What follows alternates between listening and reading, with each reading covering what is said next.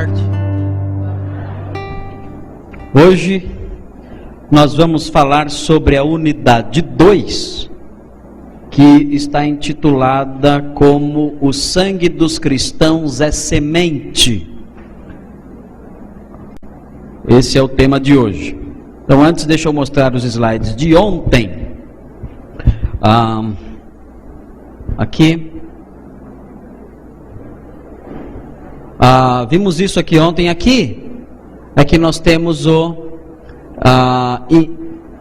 mapa. Eu vou ali perto para mostrar para os irmãos onde é a Palestina.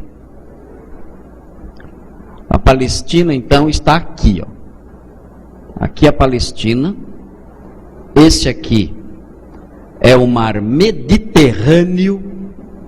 Por que tem esse nome? Mediterrâneo. Por quê? Porque fica no meio, é cercado de terra. Fica no meio da terra. É Mediterrâneo, no meio da terra. Então aqui não dá para ver, né? A Palestina é pequenininha.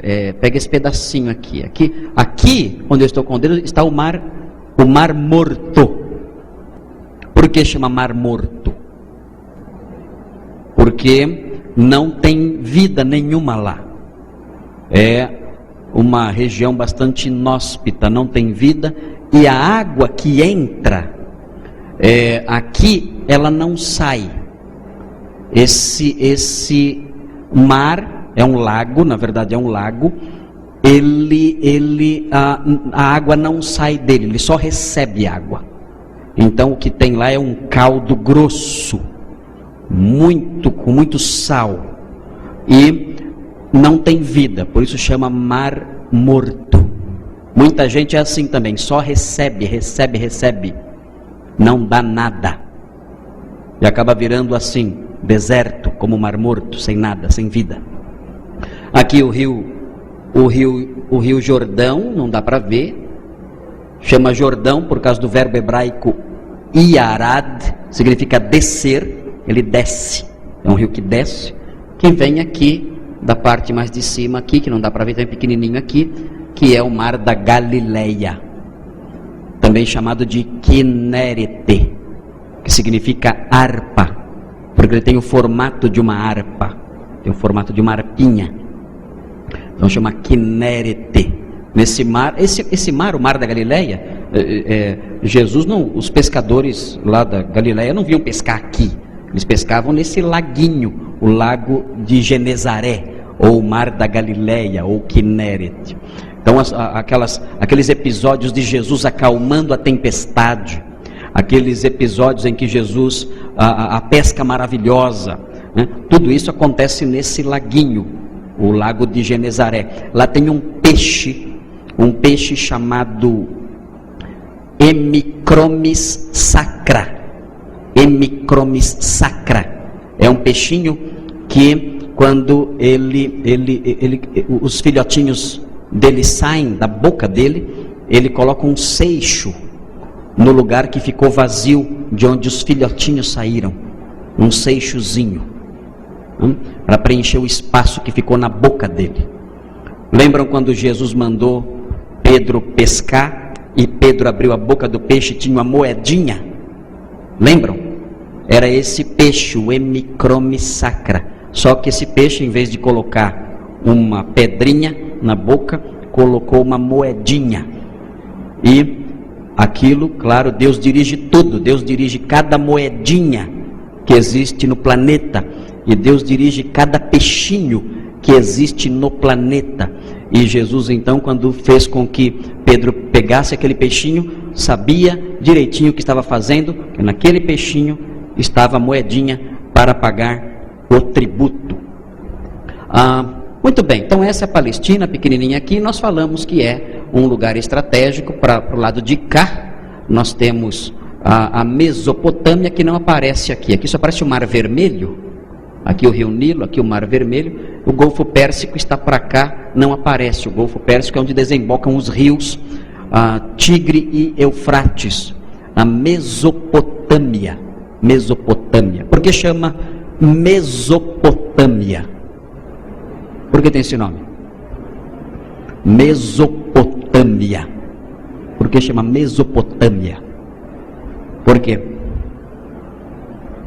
O que é Pótamos? O que é Pótamos? Pótamos é rio. O que é um hipopótamo? O que é um hipopótamo? Vamos por parte. O que é um hipo? Quem pratica hipismo? Quem já foi no hipódromo? O que é hipo? Hipo é cavalo. O que é pótamo? É rio. O que é um hipopótamo? Cavalo do rio, um cavalo bem gorducho, né? Mas é o hipopótamo, é o cavalo do rio. O que é a Mesopotâmia?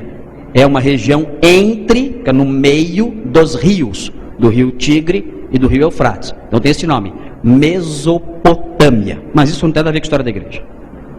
Muito bem. Fator intelectual grego vimos ontem, a língua grega, o pensamento grego. Aqui está uma foto interessante aqui. Atenas, a Ágora, a Acrópole e o Areópago. Essa é uma foto muito instrutiva. Aqui, a Ágora é... Eu vou movimentar só um pouquinho, tá? A Ágora é essa praça. Isso aqui é a Ágora. É uma praça. E as cidades gregas, elas tinham uma ágora. E a ágora, a praça, era o local onde acontecia a vida social da cidade. Os comércios todos, as lojas todas, os negócios todos, os julgamentos eram realizados lá também. Por exemplo, essa ágora aqui era o lugar onde Sócrates, famoso filósofo Sócrates, ele caminhava por ela, abordando as pessoas e conversando com elas e fazendo perguntas para elas, porque Sócrates usava um método chamado maiêutica, que é a tentativa de ensinar através de perguntas. Então ele andava aqui pela ágora, encontrando as pessoas e fazendo perguntas para as pessoas, e através disso ensinando as pessoas. Então aqui nós temos a ágora. O apóstolo Paulo esteve aqui, o apóstolo Paulo pregou aqui, ele viu isso aqui, andou por tudo isso aqui. E ali atrás, ali em cima, eu não alcanço lá, né? Aqui, você vê a Acrópole. A Acrópole é aquela parte mais alta, onde está centralizado ali os templos dos deuses lá em Atenas. O apóstolo Paulo, quando estava em Atenas, ficou impressionado com o número de templos de deuses que havia lá. E realmente ali está, dá para ver, ali, aquele templo ali, dá para ver? É o Partenon. Partenon. O que é Partenon? É de uma palavra que significa virgem.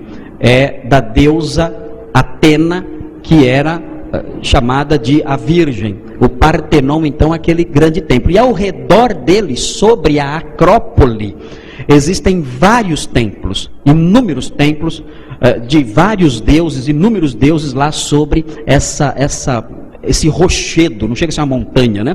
Mas é um rochedo, não muito alto, que é chamado de Acrópole. E desse lado, que nem eu estou vendo direito. Está aqui. Aqui, deste lado aqui, você tem o Areópago. Areópago é a colina de Ares, ou seja, de Marte, o deus da guerra. E é muito importante essa colina, é uma colininha, né? Mas é na verdade um rochedo, não muito alto também, é da altura dessa galeria. É baixinho, é que aqui a água fica muito para baixo, dá a impressão que o rochedo é alto, mas não é, baixinho. E ali no Areópago ocorreu um episódio extremamente importante para a história da igreja. O que aconteceu lá? Foi lá que o apóstolo Paulo pregou para as autoridades da cidade, para os filósofos da cidade, para a elite intelectual e religiosa da cidade. Foi a primeira vez que a cultura grega teve contato com o cristianismo, ali naquele rochedo, o Areópago. Então foi um momento muito importante para a história da igreja cristã, aquele instante que está ali registrado em Atos, no capítulo 18. Você encontra lá Paulo em Atenas, Paulo na Grécia, né? Depois ele vai para Corinto e tudo mais. Então essa foto ela é muito instrutiva. Muito instrutiva. Foi ali naquela colina que o apóstolo Paulo pregou falando sobre o Deus desconhecido, né? Cujos alguns altares ao Deus desconhecido ainda hoje podem ser vistos em Atenas. Muito bem, o fator religioso judaico, vimos também monoteísmo, a esperança messiânica, o sistema ético, o Antigo Testamento, tudo isso vimos ontem, sinagoga.